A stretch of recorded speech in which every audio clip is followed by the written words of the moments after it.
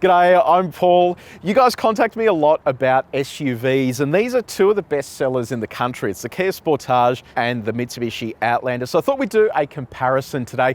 We have detailed reviews of both of these in our regular format, and you can scroll down below to the description to get links for those. But today we're going to do some city driving, a bit of highway driving, and I'll run you through the basics of these. The key difference between them is that the Outlander is a 7-seat and the Sportage is a 5-seat, but both of them are top spec and both are petrol as well. Now, if you do want to skip ahead to other parts of this comparison, you can use the time codes on the screen, or if you're on YouTube, you can scroll down and use chapters below. And if you haven't done so already, subscribe to our channel and press the bell icon, because that's going to tell you every single time we publish fun stuff like this.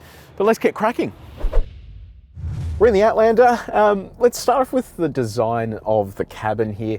I think Mitsubishi's done a really good job just in terms of giving this a premium feel, because ultimately when you are looking at top spec versions of these family SUVs, you want them to look and feel nice, and I think that Mitsubishi has gone to the effort of just doing that in this cabin. So soft touch materials along the top, along the dashboard here as well. I like the infotainment system. It's really easy to use. It comes with all your latest smartphone mirroring tech, and here in the top spec version of the Outlander you also get a Bose sound system, which is a really good addition if you don't have any kids in the car and you want to crank some tunes, or if you want to drown out the kids, whatever suits. The other thing I'm liking as well, just while we're sort of driving around here in the city, is the clarity of the gauges here in front of me. They're really high resolution. Everything is right where it needs to be. Same story with the steering wheel controls. I'm not overloaded with controls here. I know exactly what I'm going to be pushing, and every button has some function. I don't need to go hunting for it while I'm trying to concentrate on the road. What about your practicality? So in terms of storage, there's stacks of storage around here for phones, bottles, center console, and also the door bins. One of the things I really like here is wireless phone charging, because when it comes to wireless smartphone mirroring, it tends to drain your battery a fair bit, and the fact that you can just slot your phone down there on the wireless charger and have wireless smartphone mirroring, it is really the best of both worlds when it comes to that tech. And on the boot front, the only downside with a 3-row SUV is that you don't really have any storage behind the 3rd row. There is a little bit there, but the second you put that 3rd row up, you kind of compromise all of your boot storage. So keep that in mind if you do want the practicality of more seats. It is going to come at the cost of boot storage when the seats are up. What's it like to drive around the city? So low speed stuff is pretty good. The engine's nice and quiet. This uses a continuously variable transmission. And to put that into layman's terms, it's basically a transmission that doesn't have any stepped gears. It is just a single gear, and as you accelerate, it sort of doesn't have those intermittent delays between gear shifts. So that's a positive, because it is typically smoother than a regular transmission.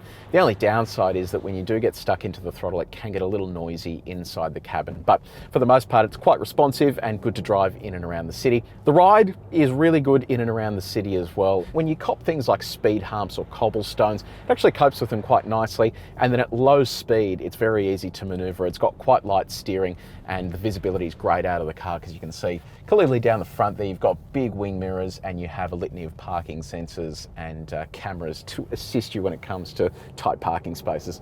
Now, what about the 2nd row? So I've got my seat in the position I was in when I was driving, which is pretty far back, and knee room is actually really good. Toe room is pretty reasonable, and headroom is good as well. And I feel like there's enough space here for adults to sit comfortably, and you can't really say that about a lot of medium-sized SUVs.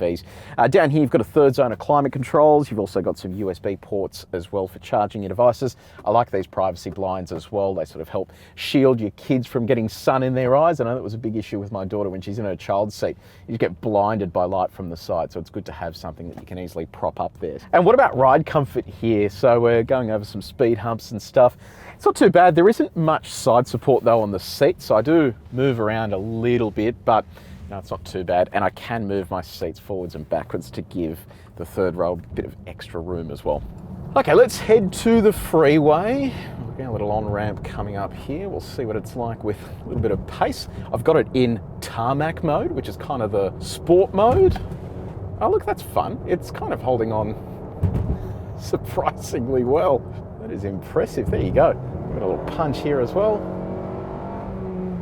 So that's the noise I was talking about with that continuously variable transmission. The revs jump up, it makes a whole bunch of racket, but it kind of moves okay. It's not too bad. In terms of your other drive modes, look, You're not going to be doing any off-road driving, but you've got eco, normal, tarmac, and then a few sort of off-road modes. We actually shot a video with all of the SUVs in this segment off-road to see how they actually drive, and you can click up here to watch that. In terms of road noise at highway speeds, you do get a little bit of tyre noise coming into the cabin, and you do notice it when you are running at highway speeds. This is a pretty smooth road that we're on now, and I can hear a bit of tyre noise coming into the cabin, so that is probably worth considering as well. If you do want that sort of premium quiet feel, there are going to be other vehicles in this segment that are going to be better options for that sort of quiet interior cabin noise. On the visibility front, it's actually pretty easy to see out of this when you are driving at highway speeds. The wing mirrors are big enough, there's a blind spot monitor built into those, and in terms of your head checks, there really aren't too many blind spots inside the car, so you can clearly see around it. You then have the option of all these cameras for the low speed driving that I mentioned earlier, but it is something that isn't too daunting, and it doesn't feel too big out here on the road. Let's talk about some of the driving functions you have here. So you have a lane departure system, so as the wheel approaches that lane, it tugs it back into the lane gently. You also have radar cruise control, so we'll set that now. So it basically keeps a set distance of the car in front, and then you can adjust the distances as required. And as you approach the vehicle in front that is moving a little slower, it will then slow down for you. And then in theory, when you change lanes, it should accelerate. There we go, nice and smooth. So that's not too bad of a system.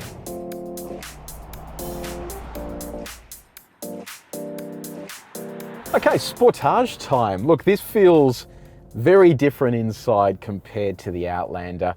Look, to be honest, I think this feels more luxurious, more premium. I love the use of this sort of open pore wood material around the dashboard. You've got these two giant screens there ahead of the driver. You've got a touch screen down the bottom here. Really is a very nice looking setup. Only thing I don't like about this from a design point of view is all of this piano black down here. It is everywhere, and that stuff marks very easily. It just doesn't look very nice there in terms of how much they've got all over the shop. Oh, that's cool. I actually really like that feature as well. So we're about to make a turn now, and it actually puts the camera on down the side of the car. So we'll see how well this works when we go for the highway, but I think this is a really great feature. I think Kia and Hyundai are the few manufacturers that actually do this, and they do it really well because it's a high quality camera, and especially if you're driving around cyclists and stuff like that, it just fills in gaps that you would otherwise potentially miss. On the infotainment front, yeah, it's a big infotainment screen, but it is pretty straightforward to use. It's a touch screen. It also has all the latest smartphone mirroring tech. Unfortunately, though, it's all wired, so no wireless smartphone mirroring, but once it is hooked up, you get that full display there, and it's actually quite immersive. You then have voice recognition as well to back that up. I think compared to the Outlander, this is the better infotainment system, and you can see that Kia's gone to a lot of effort to actually modernize this and give it the features that it needs. I love, just from a kid's point of view, you've got a quiet mode in there, and it means that you press that button, and while your kids are in the second row, they won't hear any of the noise that you have coming out of the front row speakers. And now your practicality. Look, there is so much storage around here. You've got wireless phone charging down the front here to store your phone. You've got cup holders all the way through here. They have adjustable sections too, so you can open and close those. Lots of storage inside the doors as well. So from a practicality point of view, this is really, really nicely fitted out, especially if you're hauling a whole bunch of kids' crap. Like I do. On the cargo front, it's an interesting comparison because the Outlander has the third row there, so it does rob you of a bit of space. But when the Outlander's third row is folded flat, it does feel like the bigger boot. The boot here in the Sportage isn't actually too bad, simply because we get the long wheelbase version of the Sportage compared to Europe, which picks up the short wheelbase. So it does feel comparable to the Outlander, but the Outlander feels like it has a bigger and more usable boot. Just on low speed driving, this uses a dual clutch transmission, and it is a little bit jerky at low speeds. It's one of the things that I kind of dislike about Hyundai and Kia products. When it is mated to their petrol engines, this dual clutch just, I don't know, it just doesn't do the rest of the package justice. So if I was buying a Sportage, I would go down the path of the diesel, which uses a standard torque converter in comparison to this. And this engine as well, it's a 1.6 litre turbocharged petrol. So compared to the Outlander, it has a turbo attached to it, but it's a 1.6 litre versus a 2.5 in the Outlander. This makes around the same amount of power and a little bit more torque, but it does feel a whole lot punchier when you do bury the throttle because it is turbocharged. Both of these vehicles are all-wheel drive, but they are the type of system that waits for there to be slip on the front axle before it engages the rear axle. But here in the Kia, you can actually lock it into a four-wheel drive mode as you drive. And again, if you want to see how this goes off-road, we did some light off-roading in all of the mid-size SUVs. You can find the link down in the description below. So on the comfort front, in and around the city here, speed humps and things are dispatched with really nicely. And the reason that is because Kia actually does a local tuning program. That means before these cars are released for the Australian market, they drive them around with camouflage on and do a local ride and handling tune that is bespoke for the Australian market. And in fact, some other markets then take our tune because it's so good. And Australia has a really diverse road network, and it means that when you do drive this, it actually feels like it's suitable for Australian roads. And you do notice that when you compare it to the Outlander, simply because the Outlander doesn't have that Australian tuning element and it's more a generic tune. And then when the roads get a little bit more technical, or you hit the sine waves that we do a lot of testing on with our regular reviews, that's where it really starts to fall apart for vehicles that don't have a bespoke tune for the Aussie market. So, second row of the Sportage. Knee room is excellent, toe room is excellent, headroom is pretty good. So this to me feels like it has more room than the Outlander, just sort of based on first glance. I do also love the fact that you have your USB ports nice and high up here. They're both USB-C. You've got hooks here for bags, air vents as well. And it does feel quite premium back here too. You've got that open pore wood grain style material there, so it is quite a sort of homely place to be seated with plenty of room. The seats don't move forwards and backwards like they do in the Outlander, so this is the only sort of room that you have. And in terms of the ride, it actually feels great back here. So it feels ever so slightly firmer than the Outlander, but it's kind of a bit more plush. It's a bit hard to explain, but I do prefer sitting back here. These seats also feel like they have a bit more side support as well as we go over sort of speed humps and that kind of thing when we're turning. So yeah, it is disappointing though. We don't have privacy blinds here. That is the only downside. Now, what about your drive modes? We're about to get onto the Freeway here. You've got a little selector here. You've got Eco, Normal, Sport and Smart. I'll pop it into Sport mode. We'll see what it's like coming onto our on-ramp. Give this a little punch. Oh, it makes a little bit of noise. They've got some sound plumbed into that. Yeah, look, it actually holds on pretty nicely. I'm impressed by that. Yeah, this is actually pretty good. I wasn't thinking it was going to be this punchy, but it kind of holds on nicely, and then it sort of picks up and moves. It doesn't quite have the punch that you get in the diesel, but it is adequate for what it is. Yeah, the engine and transmission on the Freeway is actually not too bad. It's at low speeds where I really sort of don't love the dual clutch setup, but here on the Freeway, you can just sort of punch it if you need to. It picks up and moves without too many dramas. And because it is turbocharged, you get that sort of sensation that the vehicle's actually doing something instead of just making noise and not really going anywhere. Let's talk about some of the safety tech here. So you have a semi-autonomous steering function. One push of that, it actually steers the car for you. So I've still got my hands on here at the moment, but what it's doing is as we go through this corner, it's just gradually applying steering to that to sort of pull its way around. Typically it works okay, but I find with roadwork zones and stuff that it gets really confused and it doesn't know what it's doing.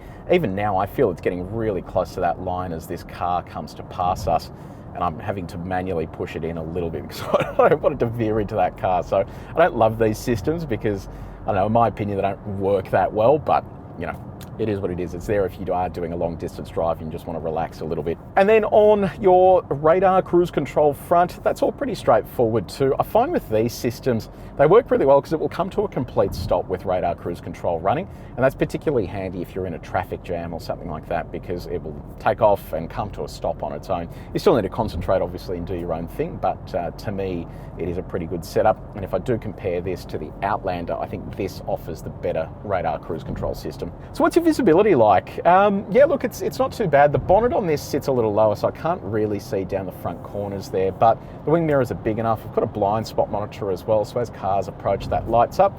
And if I put my indicator on, beeps and also shows me that there's a vehicle there in the blind spot, which is really great technology. Visibility out the back is good as well. There's a pretty decent envelope there. What's your road noise like? You can see we've got a truck coming past us now. You get a bit of noise coming into the cabin when you have other vehicles around you. And there is a little bit of tyre noise as well, but for the most part, it's actually a pretty quiet and insulated place to be. This is obviously on a new platform. It's a new model as well, so you would expect it to be nice and quiet. And compared to the Outlander, this is probably the quieter place to be sitting if you are doing a long distance drive. I'm going to call something out here. In the Outlander, I was able to reach the infotainment controls without any dramas, but here in the Sportage, I'm having to lean to get to the outer edges of these bottom controls, and then also to get to the edge of the infotainment system. And for example, if I'm on the map view, if I want to go home, the home button is this tiny little button over here, so I've got to basically lean all the way forward and hit that. You can convert this screen down the bottom to shortcut functions, but yeah, I just think this is probably a little far away, and just some of these critical buttons are way too small to be reaching while you're driving. So I hope you enjoyed that really quick comparison. Who wins? That's the important question. Look, for me, the Sportage is the winner here, but there's a caveat to that. It would be the diesel Sportage. I prefer the transmission. I prefer the way that it drives. It's better on fuel as well. So that would be my pick. But if you do need a 7-seater, the Outlander is a really good option. So I love the infotainment system. It has plenty of room inside, and it's functional as an occasional use 7-seater. You're not going to fit adults in that third row, but if you do need to fit kids, there's no drama at all. So let me know in the comments section below, have you bought either of these? What did you go down the path of? Do you agree or disagree with something that I've said? I'm keen for your feedback. If you did enjoy this video, please make sure you like it and share it with your mates. And if you haven't done so already, subscribe to our channel and press the bell icon. But until next time, take it easy.